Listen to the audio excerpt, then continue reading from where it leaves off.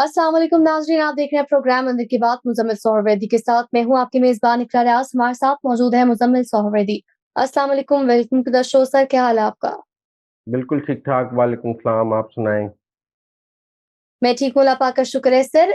आजकल काफ़ी ये बात स्पेशली कल से चीफ जस्टिस काज़ी फ़ाइज़ ईसा पर एक तो फतवा लगा दिया गया और इस पर काफ़ी पेशरफ्त हुई हुकूमत की जानिब से, तमाम इदारों की जानिब से। इस पर बात करेंगे। फिर उसके बाद सर ये जो पाक फौज के शोबा ताल्लुकात आमा के मुताबिक नाम नेहाद बलोच राजी मच्छी की आड़ में एक मुश्तिल हुजूम ने गवादर में ड्यूटी पर मामूर सिक्योरिटी एहलकारों पर हमला किया है।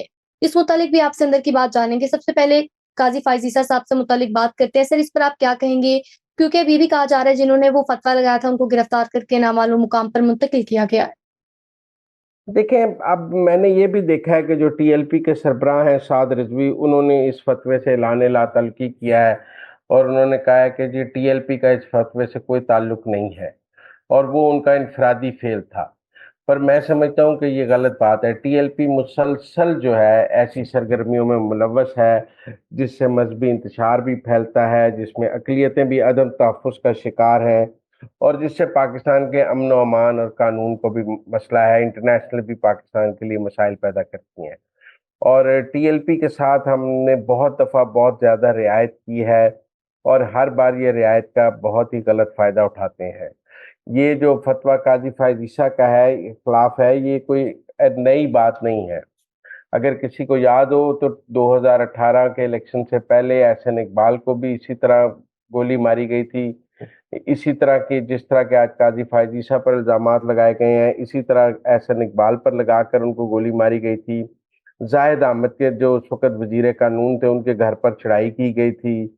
अनूशा रहमान को इसी तरह हरास किया गया था और हम ये देखते हैं कि ये मज़हब के नाम पर ये जो हरासमेंट है और मज़हब के नाम पर जो लोगों को इस तरह फतवे दिए जाते हैं, ये कोई नई बात नहीं है पाकिस्तान में। ये पुरानी बात है। ये भी ठीक है कि एस्टेब्लिशमेंट एक दौर में टीएलपी को इस्तेमाल करती रही है और एस्टेब्लिशमेंट ने 2018 के इलेक्शन में टीएलपी को मुस्लिम लीग नून के खिलाफ इस्तेमाल किया और पीटीआई को इलेक्शन जीतने के लिए और पीटीआई की पीएमएलएन के वोट को डिवाइड करने के लिए ये टीएलपी बनाई एस्टेब्लिशमेंट ने। ये भी जीएचक्यू का और आप पारे का प्रोजेक्ट था। ये कोई खुद तो नहीं बनी है ना टीएलपी। आज ये टीएलपी जो हमारी जान को आई हुई है, जो पाकिस्तान की जान को आई हुई है, ये बनाई तो फिर एस्टेब्लिशमेंट ने थी, ये आप पारे की थी। और ये प्रोजेक्ट भी जैसे इमरान खान प्रोजेक्ट जो है वो पूरी बुरी तरह नाकाम हुआ है, इसी तरह टीएलपी प्रोजेक्ट भी पूरी तरह नाकाम हुआ है। जिस तरह इमरान खान प्रोजेक्ट ने पाकिस्तान को नुकसान पहुंचाया, इसी तरह टीएलपी प्रोजेक्ट ने भी पाकिस्तान को नुकसान पहुंचाया है। ये सब प्रोजेक्ट्स 2018 में नवाज शरीफ को गिराने और इमरान खान को लाने के लिए बनाए गए थे। टीएलपी भी उनमें से एक प्रोजेक्ट था। यकदम एक सियासी जमात बनाई। आपने जिसको याद नहीं होगा कि जामिया नईमिया में नवाज शरीफ पर जूते फेंकवाए गए और फिर एक जलसे में इमरान खान ने कहा मैं खड़ा हूं, कोई मुझे जूता मार के दिखाए। फिर बाद में हमने देखा कि जब इमरान खान को गोलियां लगी तो उस बंदे ने भी तौहीन रसालत का ही सहारा लिया था। तो फिर जो बोया है वो काटना पड़ता है। आज एस्टेब्लिशमेंट के लिए जो मसाइल हैं, ये मसाइल एस्टेब्लिशमेंट ने खुद ही खड़े किए। हम ये नहीं कह सकते कि टीएलपी को रॉ ने बनाई थी, सीआईए ने बनाई थी। हम ये नहीं कह सकते कि इनको जो है बाहर से फंडिंग होती रही है।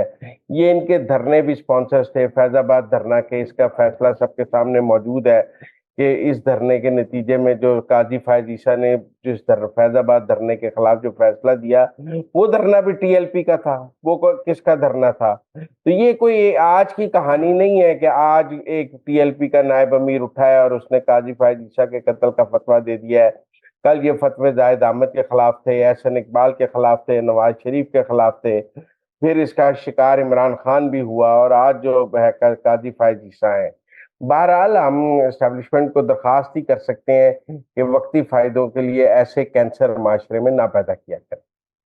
सर, आगे बढ़ेंगे, कुछ बात करेंगे गवादर पर जो एक मुश्तिल हुजूम की जानिब से सिक्योरिटी एहलकारों पर हमला किया गया है। ये एक नाकाबिले कबूल अमल है। इस मुतालिक आप क्या कहेंगे?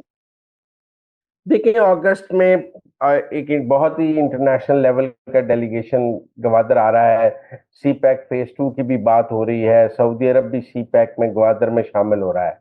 आज वजीर आला बलूचिस्तान ने बड़ी अच्छी बात की। उन्होंने कहा जी हमने ये महारंग बलोच को कहा था कि आप तुर्बत में मुजाहरा कर लें।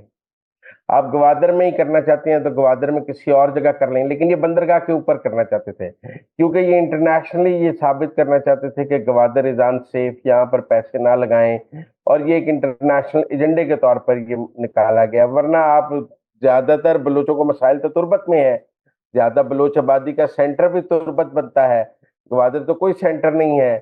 اور پھر گوادر میں بھی شہر میں جگہ دی جا رہی تھی تو وہاں بھی نہیں کرنا تھا، آپ نے بالکل بندرگاہ کے اوپر میرین کے اوپر جا کے کرنا تھا. کیوں؟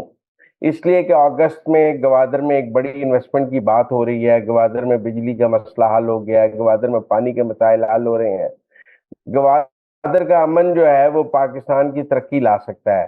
ہم نے پہلے دیکھا جب بلوچ قوم پرستوں کے لیے مہارنگ بلوچ نے اسلام آباد میں دھرنا دیا ہوا تھا، تو اس وقت جب ایران پر میزائل مارا اور وہاں پر بلوچ قوم پرست مرے تو مہارنگ بلوچ کے منہ سے نکل گیا کہ ان کے ورثہ تو یہاں دھرنے میں بیٹھے ہیں. بھائی اگر وہ مسنگ پرسن ایران میں تھے تو ورثہ اسلام آباد دھرنے میں کیوں بیٹھے ہوئے تھے؟ بہرحال میں سمجھتا ہوں کہ یہ اینف از اینف، اور اب اس حوالے سے ریاست کو بہت سخت اقدامات اٹھانے چاہیے. اس طرح ہم نہ کسی سیاسی جماعت کو اور نہ کسی علیحدگی پسند جماعت کو سیکیورٹی فورسز پر حملہ کرنے کی اجازت نہیں دے سکتے ہیں. تو ناظرین، یہ تھی آج کے اندر کی باتیں. آپ سے ملاقات ہوگی اب اگلے پروگرام میں. ہمیں دیجیے اجازت. اللہ نے کے بعد.